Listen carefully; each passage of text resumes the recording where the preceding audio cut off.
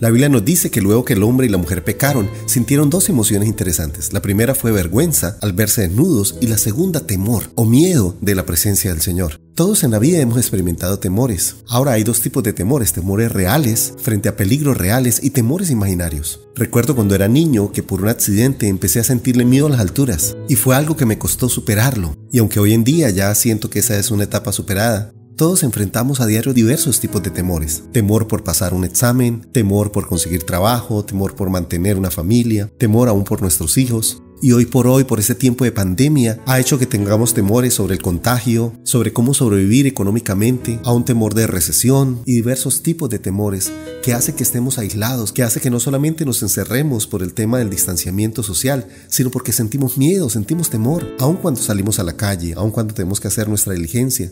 Entonces el temor es nuestra realidad, pero también a veces el temor es algo que usan los políticos para manipular conciencias, para lograr sus fines, sus propósitos. Así que luego del pecado el ser humano se ha limitado por el temor y este ha condicionado su vida. Ahora, pero ¿cómo superar el temor? ¿Cómo poder salir adelante en medio de momentos muy difíciles? Porque es cierto, hay peligros imaginarios, pero muchos de los peligros también son reales. Así que ¿cómo enfrentar nuestros temores? ¿Cómo superarlos? Y para ello quiero que miremos la historia de un personaje en la Biblia, y este personaje es David. La Biblia nos dice que desde muy jovencito venció a un gran gigante que se llamó Goliat. Sin embargo, aunque fue valiente en muchos momentos de su vida, también hubo momentos en que sintió temor.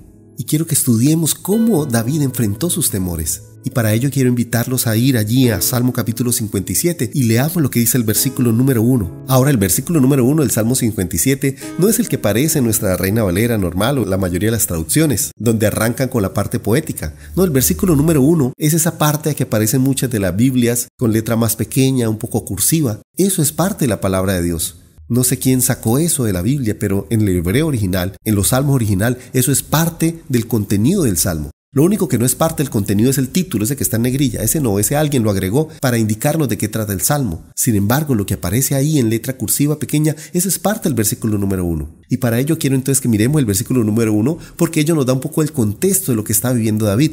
Y dice así la palabra del Señor: al músico principal sobre no destruyas, Mictán de David, cuando huyó delante de Saúl a la cueva. Este versículo nos muestra lo que estaba viviendo David. En esos momentos él estaba pasando por una persecución por Saúl, que era el rey. Recuerden, David había servido al rey. Es más, había derrotado al gigante Goliat. Pero eso había provocado en Saúl una especie de celos y había declarado a David como enemigo del reino, porque había visto cómo la gente empezaba a corear el nombre de David y se había hecho muy popular. Y aunque David nunca atentó contra Saúl, Saúl sí se dedicó a perseguirlo. Y no solo perseguirlo para capturarlo, perseguirlo para matarlo, para acabar con su vida. Así que David tuvo que salir huyendo y esconderse. Ahora imagínate el impacto en David. Pasar de estar en el palacio real a estar huyendo y encerrarse en una cueva por miedo a que lo maten. Así que en este momento, cuando David escribió este salmo, estaba viviendo uno de sus grandes temores. El temor por lo que Saúl podría hacerle y por ser alcanzado. Ahora, en este salmo podemos encontrar las 3 consecuencias del temor. Mire lo que dice, empezando la parte poética. Dice: ten misericordia de mí, oh Dios, ten misericordia de mí, porque en ti ha confiado mi alma, y en la sombra de tus alas me ampararé hasta que pasen los quebrantos. Esta es una imagen muy linda, y es la imagen de buscar esa protección de Dios. Ahora, pero ¿cómo David se define a sí mismo? Como un polluelo o como un pollito que va ahí corriendo, que ante el peligro busca esconderse bajo las alas de la mamá, sabiendo que esa mamá lo protegerá y enfrentará cualquier dificultad y hará que él pueda estar seguro. Y esa es la imagen que él tiene para sí mismo. Él dice: yo me siento como ese pollito, indefenso, pequeñito. Y ese creo que es el primer problema del temor, que nos hace ver pequeños, que nos hace ver insignificantes, que parecería que toda la realidad nos supera, que no somos capaces de enfrentarla. Entonces ahora cada vez que vamos a salir sentimos miedo y nos sentimos tan pequeños, tan frágiles, tan incapaces de superarlo. Así que ese es el problema del temor. Mire, ¿recuerdan cuando estaban los 2 espías que envió Moisés a mirar la tierra? 10 de ellos dijeron: mire, esa gente era tan grande que nosotros parecíamos langostas. Otra vez, mire la imagen de sentirnos pequeños, porque eso hace el miedo. El miedo hace que nosotros nos veamos a nosotros mismos más pequeños de lo que somos. Porque mientras Josué y Caleb decía, Dios está con nosotros, podremos más nosotros que ellos porque con nosotros va nuestro Dios. Los otros 10 atemorizados decían, no podemos, porque hay gente muy grande y nosotros somos muy pequeños. Ahora, no hay de malo reconocer nuestra pequeñez. El apóstol Pablo decía que somos como vasijas de barro, frágiles. Y esto no es problema si así como David, al sentirnos pequeñitos, vamos y corremos debajo de la sombra del Todopoderoso. Ahora, pero sigamos leyendo. En el versículo 4 dice, mi vida está entre leones, estoy echado entre los hijos de hombres que vomitan llamas. Sus dientes son lanzas y saetas, y su lengua espada aguda. Mira ahora cómo David se refiere a sus adversarios. Mientras él se refería a sí mismo como un pollito muy pequeño, es interesante cómo ahora está mirando a sus enemigos. Los mira como leones. ¿Ven la diferencia? Y ese es el problema del temor, que el temor en primer lugar nos hace ver a nosotros muy pequeños, pero en segundo lugar hace ver a nuestros enemigos más grandes de lo que son. Y aquí uno lo puede ver de una manera gráfica, porque los ve como leones, pero no solo como leones, dice que vomitan fuego por su boca, o sea, como dragones, como cosas que son muy peligrosas, que no hay forma de atacarlos, de enfrentarlos. Así que nuestros temores hacen que veamos la adversidad mucho más grande de lo que es. Sí, es cierto, estamos viviendo un momento de peligro, de pandemia, pero a veces nuestros temores hacen que nuestro corazón se llene de angustia y cada vez veamos el problema más grande de lo que es. Ahora miremos lo que dice el versículo número 6, dice, red han armado a mis pasos, se ha batido mi alma, hoyo han cavado delante de mí, en medio de él han caído ellos mismos. El temor también nos lleva a ver las circunstancias más peligrosas de lo real. David estaba viendo lo que estaba pasando como una red peligrosa que podría atraparlo en cualquier momento. Y sabes, a veces nos sentimos así. Sentimos que cualquier cosa al salir nos sentimos rodeados de trampa. Sentimos como si el peligro estuviera ahí acechando. Y creo que en eso nos identificamos con David, porque David veía las circunstancias como una trampa que estaba dispuesta ahí para destruir su vida. Ahora, pero ¿cómo David enfrentó su temor? ¿Cómo enfrentó sus miedos? Y aquí encontramos en este salmo el secreto para enfrentar nuestros miedos, para enfrentar nuestros temores. Dice la palabra de Dios ahí en el versículo 7, pronto está mi corazón, oh Dios, mi corazón está dispuesto, cantaré y trovaré salmos. Despierta, alma mía, despierta, salterio y arpa, me levantaré de mañana, te alabaré entre los pueblos, oh Señor, cantaré de ti entre las naciones. ¡Wow! El secreto de David para enfrentar su temor, para enfrentar su miedo, es que lo transformaba en adoración, era alabar y exaltar el nombre de Dios en medio de sus temores, en medio de las circunstancias que estaba viviendo. David, en vez de llenarse de temor, llenarse de miedo, transformaba ese temor en adoración para Dios, en alabanza para Dios. Así que alabar al Señor no era sencillamente un ritual en el cual él hacía en el templo, no, era parte de la fortaleza de su vida. Como el salmista dice, Dios habita en medio de la alabanza de su pueblo. Así que David había aprendido a alabar a Dios en medio del temor. Tal vez nosotros, al sentir ese miedo que estaba experimentando David, nos encerraríamos en la cueva, estaríamos planeando qué hacer, a quién llamar, con quién buscar alianza. Pero David, ahí en la cueva, lo que hizo fue adorar a Dios y por eso compone ese salmo. Es más, le dice a su alma, despierta, alaba al Señor. Deja llenarte de miedo, deja llenarte de temor y más bien ve a alabar y a honrar el nombre de Dios. David había aprendido el poder de la alabanza, el poder transformador de la adoración. ¿Recuerdan cuando David estaba ahí en el palacio real? Que dice la Biblia que a Saúl le venía un espíritu malo de parte de Dios. Y entonces David tocaba el arpa y mientras él tocaba y adoraba a Dios con su arpa, ese espíritu malo huía y Saúl tenía reposo y Saúl tenía tranquilidad. Y esto es algo que David aprendió. Por eso dice la Biblia, despierta, salterio y arpa. ¿Por qué? Porque él sabía que mientras tú y yo adoramos a Dios, los temores se van, los miedos se van y podemos sentir esa paz maravillosa de Dios que calma nuestro corazón. Y ver cómo Dios nos transforma en medio de nuestra adoración. Y por eso, en vez de llenarte de miedo, lo único que hace es llenarte de pánico, es esclavizarte. Es como dice Proverbios, el temor del hombre pone lazo, mas el que confía en el Señor será exaltado. Y el gran problema que tenemos es que a veces cuando vivimos momentos de temor, el aislarnos, el solamente encerrarnos, pues nos va a hacer que estemos llenos de miedos, llenos de incertidumbres. Pero David nos enseña el secreto, en medio de nuestros temores, a adorar al Señor, a exaltar el nombre de Dios, a clamarle a Él. Ahora, pero, ¿qué sucede cuando tú y yo adoramos al Señor, le alabamos, clamamos a Él? Mire lo que dice el versículo número 2. Clamaré al Dios Altísimo, al Dios que me favorece. Él enviará desde los cielos y me salvará. de la infamia del que me acosa. Y mire esto que me parece muy importante. Dios enviará. Qué bueno saber que la salvación proviene de Dios, que la ayuda proviene de Dios. No proviene de una vacuna o un distanciamiento o de unos tapabocas, no proviene del Señor. Ahora, ¿qué es lo que Dios envía de los cielos para salvarnos? Dice, Dios enviará su misericordia y su verdad. Y aquí encontramos los dos antídotos frente al temor, la misericordia y la verdad de Dios. Entonces, los antídotos para el temor no son las armas, no es el poder, no es la autoconfianza, no, es la misericordia de Dios. No hay un poder más grande que su misericordia. Así que en medio de nuestros miedos reales, en medio de nuestros peligros reales, necesitamos el poder protector de la misericordia de Dios. No hay un poder más grande en el universo. El Señor le dice a los discípulos, ¿por qué están afanados? ¿Por qué comeremos? ¿Por qué vestiremos?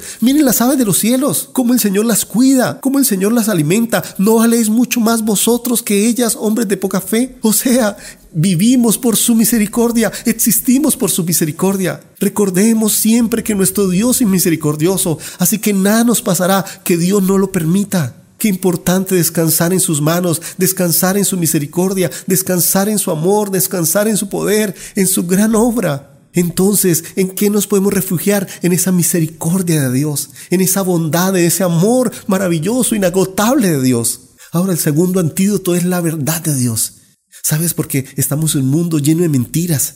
Y más en las redes sociales nos angustian con mentiras y nos hacen ver cosas que a veces no están pasando. Es más, como dije al principio, los políticos usan las mentiras para hacer que tú votes por ellos o para condicionar tu manera de pensar. Pero la Escritura dice que la verdad nos hará libres. Ahora, ¿cuál verdad? Primero, la verdad de quién es Dios. Mira lo que dice el versículo 10, dice, porque grande es hasta los cielos tu misericordia y hasta las nubes tu verdad. Exaltado sea sobre los cielos, oh Dios, sobre toda la tierra sea tu gloria.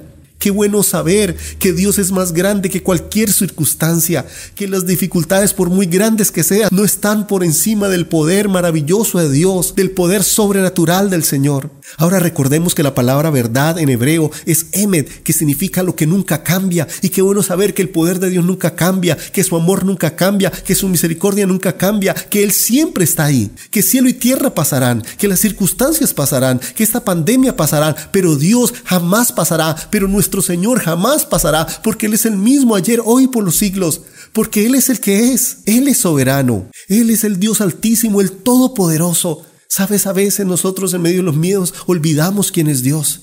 Y por eso cuando alabamos y adoramos a Dios, recordamos su grandeza, recordamos su señorío, recordamos su soberanía, que Dios está en control de todas las circunstancias, que independientemente lo que digan las noticias, que independientemente de lo que está diciendo la sociedad, hay una palabra de Dios que es la que permanece para siempre, que es sobre la cual debemos fundamentar nuestra vida. Nosotros no construimos nuestra vida sobre opiniones humanas, construimos nuestra vida sobre la palabra de Dios, construimos nuestra vida sobre la verdad de Dios. Él es nuestra torre fuerte, Él es nuestra roca firme. Y por eso qué importante que en medio de nuestro temor adoremos a Dios, porque cuando le adoramos, cuando clamamos, Dios extiende sobre nosotros su misericordia y extiende sobre nosotros su verdad, esa verdad de quién es Dios, esa verdad de lo que Dios ha hecho por nosotros, esa verdad que nos sostiene, que nos levanta. Y eso nos va a ayudar para enfrentar los temores, eso nos va a ayudar para tener la fortaleza para enfrentar nuestros miedos. Por eso la clave en medio de nuestros temores es alabar y adorar al Señor.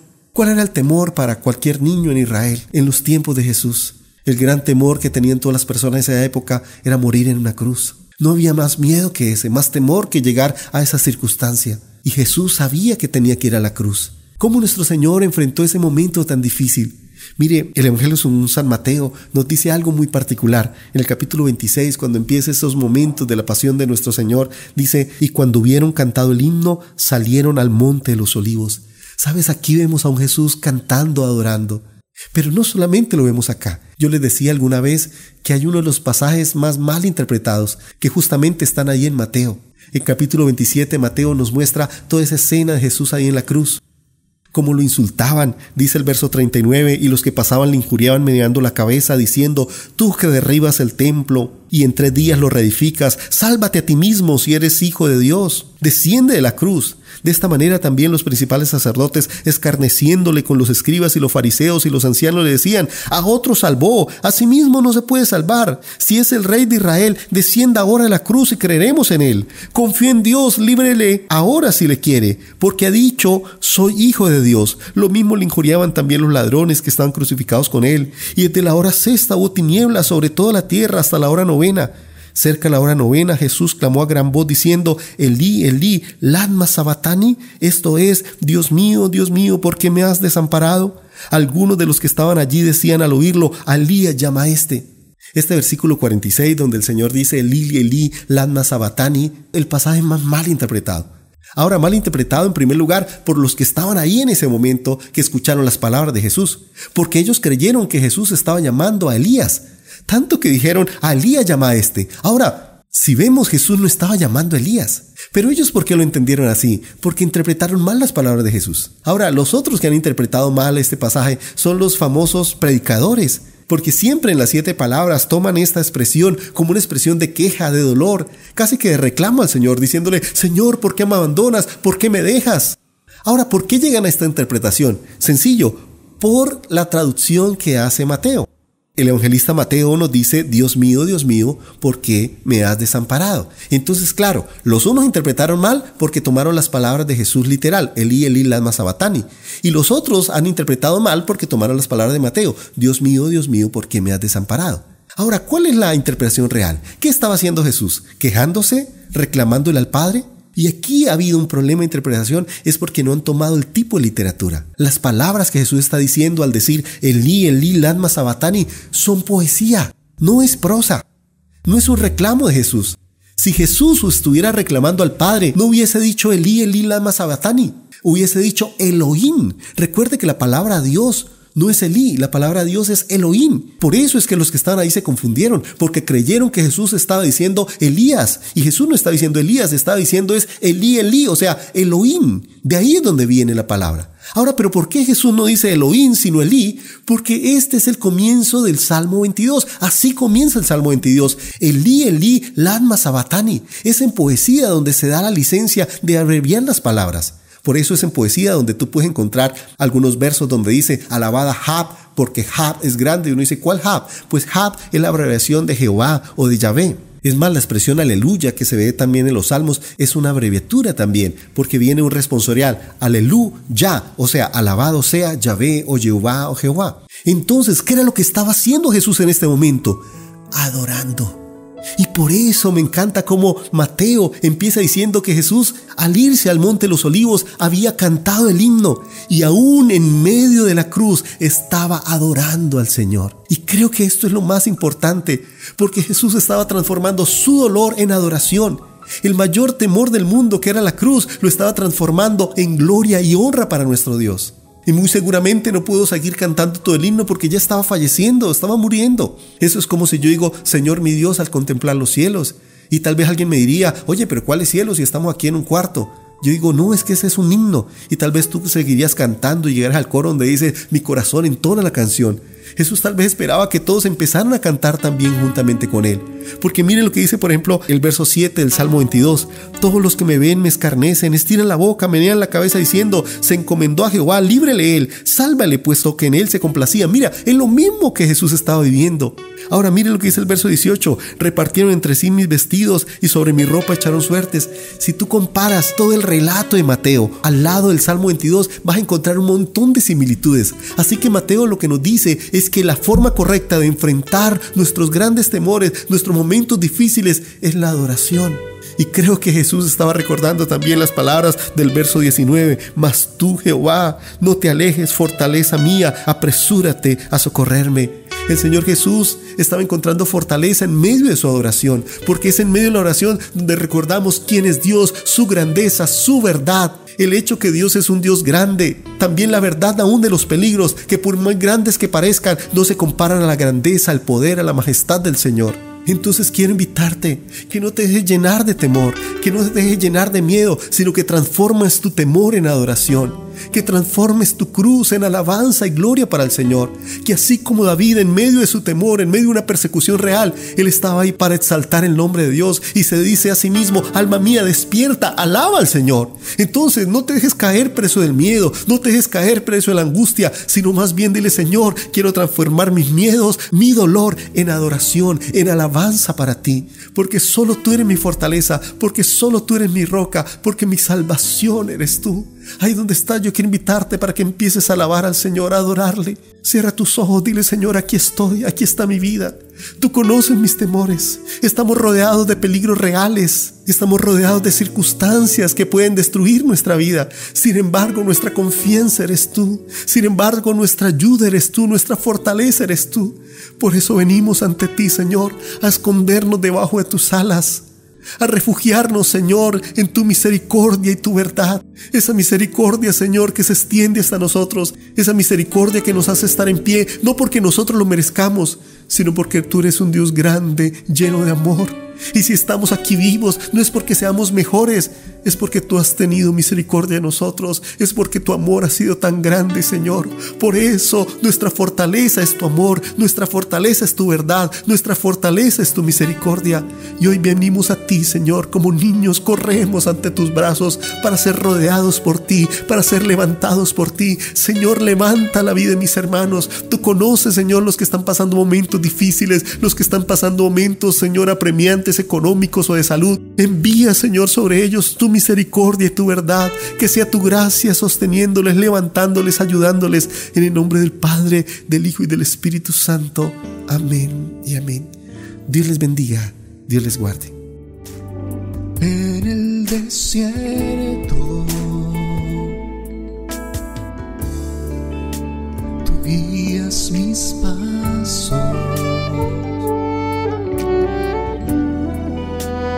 abres camino, llego seguro en la tormenta. Siento tu abrigo, tú me provees, tú eres fiel.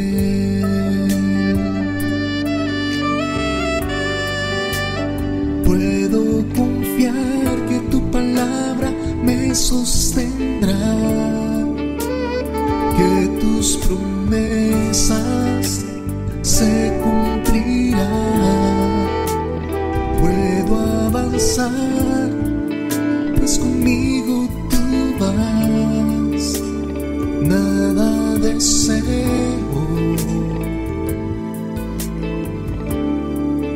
más que tu voluntad. Corro a tus brazos, Dios de mi salvación.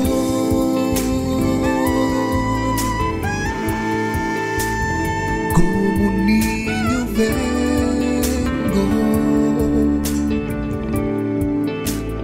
Padre de amor, yo corro a tus brazos,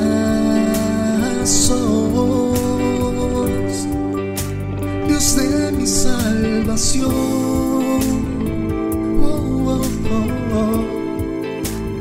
Como un niño vengo,